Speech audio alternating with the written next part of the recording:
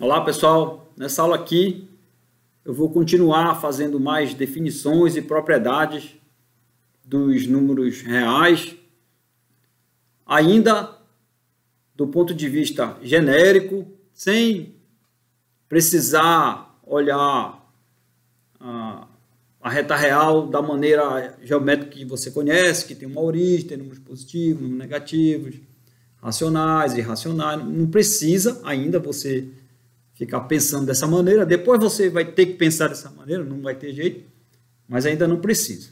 A proposta é ensinar vocês formalismo matemático já nas primeiras aulas. É claro que eu vou tomar todo um cuidado aqui. E o bacana é que vocês vão estar aprendendo esse formalismo por meio de uma coisa que você já conhece. Então, vocês podem ficar fazendo comparações. Depois eu vou mostrar como é que constrói os números reais, né?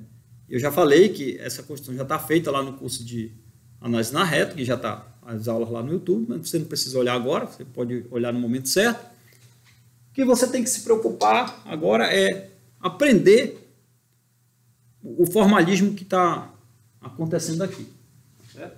Então, eu relembro que a gente está assumindo a existência de um conjunto com uma operação de soma e uma operação produto, certo? Duas operações fechadas e com um monte de propriedade lá, que a gente assumiu. E também a gente está assumindo a existência de um P contido em R, né? Está assumindo a existência de um P contido em R. E esse P, a gente induz as operações, já que ele é subconjunto de R, a gente induz essas operações e pede que elas ainda sejam fechadas em P agora. E daí a gente provou, e a gente pediu mais uma coisa, que vale uma propriedade chamada tricotomia, né? É o seguinte, um número real, ou ele está em P, ou menos ele está em P, lembra que é o simétrico dele, né? Ou ele é o vetor, é o elemento nulo da soma em R, né? Essa aqui é a tricotomia. Então foram essas as propriedades que a gente pediu para P. E aí depois a gente usou a existência desse camarada para definir os números positivos, porque a gente definiu essa desigualdade aqui, né? Esse símbolo, e depois a gente definiu esse símbolo. Aí depois a gente definiu esse, e depois a gente definiu esse, né? Então está tudo definido já, tá certo? E a gente já sabe que um número, né? Uma vez isso daqui estando definido, um número ele é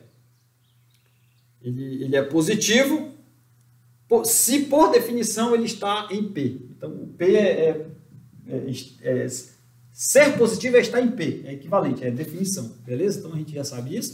E agora a gente tem que definir o número negativo. Mas antes disso, eu só relembro que nós provamos que o 1 pertence a P, ou seja, o 1 é positivo, só que a gente tem que provar agora que o 0 não está em P. O 0 não pertence a P. A simbologia da teoria de conjunto eu vou assumir aqui, tá bom? Como é que a gente prova aí? A gente prova assim, ó. Prova, vamos lá. O 0, esse 0 é aquele elemento nulo da soma em R. Então, ele é um elemento de R. Então, pela tricotomia de P, então, ou menos 0 pertence a P, ou 0 pertence a P, ou 0 é igual a 0, lembra? Mas essa daqui, o 0 é igual a 0, né? Tá certo? Só que eu não vou nem olhar para ela, porque não precisa. Tá certo? Acontece que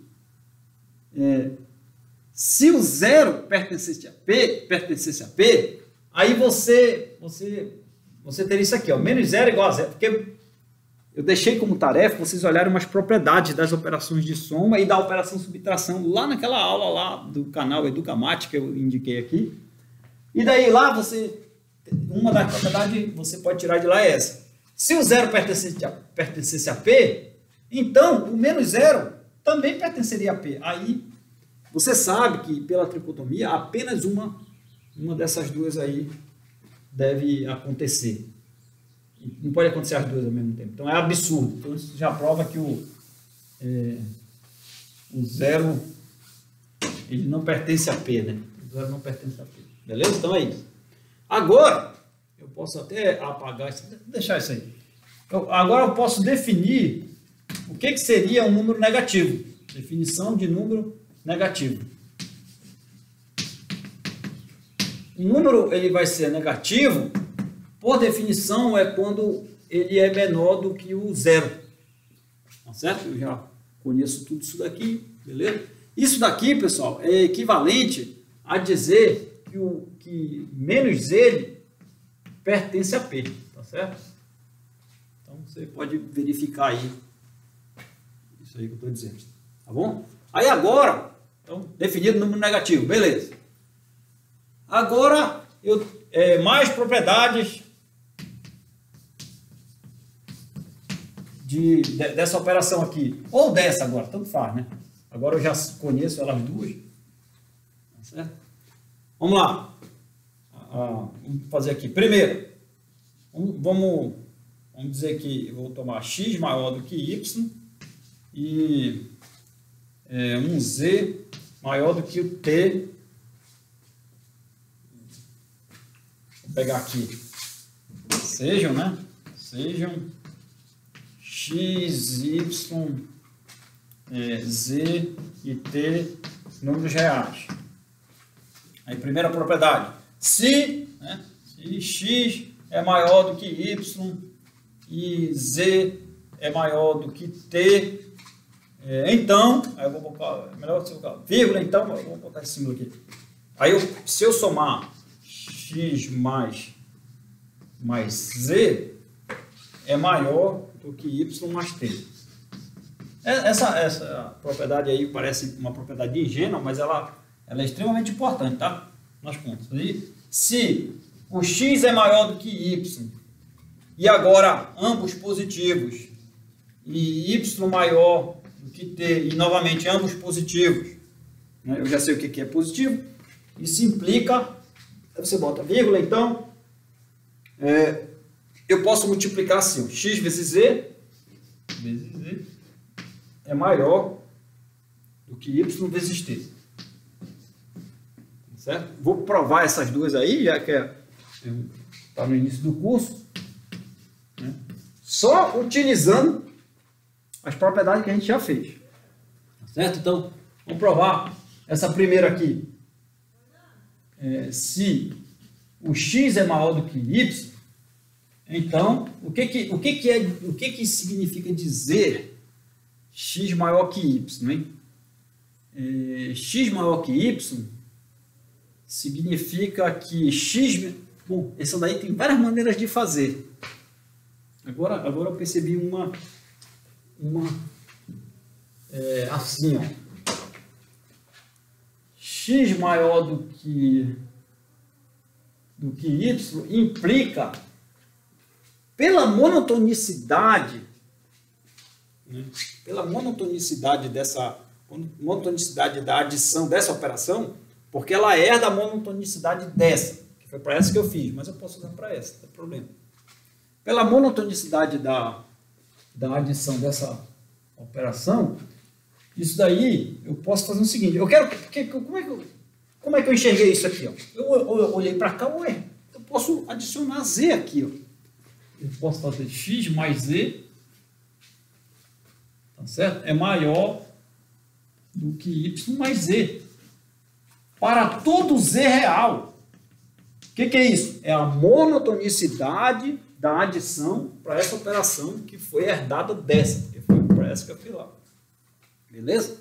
Tá. Aí agora eu faço a mesma coisa, aí já apareceu o x mais z. Já estou ensinando vocês como é que você enxerga a demonstração. Aí você escreva aqui, né? Pela monotonicidade da adição desse símbolo aqui. Aí agora eu vou fazer aparecer esse outro, y mais t. Aí eu venho para cá, por hipótese eu tenho z maior do que t. Z maior do que t, essa é a minha hipótese. E eu sei, aí eu quero que apareça y mais t. Então eu coloco o y aqui, ó. Z mais y é maior do que t mais y para todo y pertencente a R, e eu não me preocupo com a ordem que eu vou colocar aqui, porque eu sei que essa operação ela é comutativa. Então, novamente, monotonicidade da adição com relação a esse símbolo, tá certo? Aí daí agora, o que eu faço? Aí já apareceu o outro era esse aqui, ó. Tá na ordem lá trocada, mas não importa porque é comutativo. Aí, claro, eu uso transitividade, porque olha só, esse camarada é maior do que esse, só que esse é o mesmo que está aqui, pela comutatividade. Então, aí você escreve aí, né?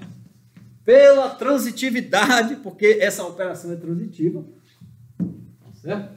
Eu provei que essa é transitiva, mas é imediato que essa também vai ser transitiva pela definição dessa, por meio dessa.